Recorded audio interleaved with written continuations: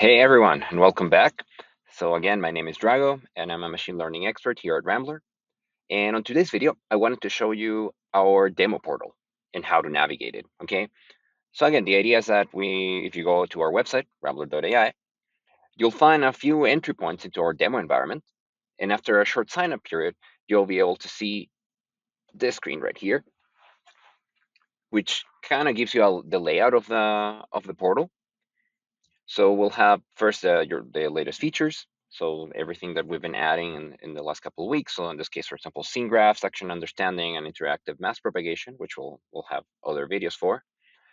Also, you can look at how to browse data sets, how to look at projects, and importantly, we also have the coming soon features like instruction tuning pairs and sensor visualization, which we will be, of course, releasing videos for.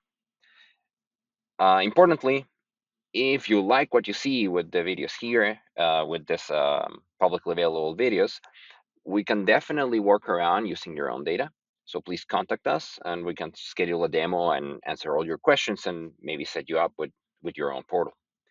So once we exit the portal, which we can reopen down here, we'll see there's two tabs in the demo environment. There's projects and data sets. If you go to projects, here you'll see all the projects you're working on. Of course, there's only the one project right now.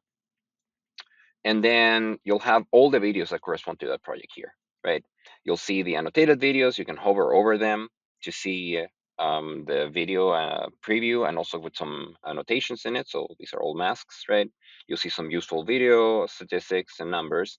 And also, importantly, this is how you access our viewer and our editor platforms, which we'll cover in future videos, okay? And down here, you'll see also any unannotated videos. Now, if you just want to look at your data, we have the datasets tab, which has all the videos you have access to as a user. These will be automatically separated by video type. So for example, cooking videos, you can click here, right?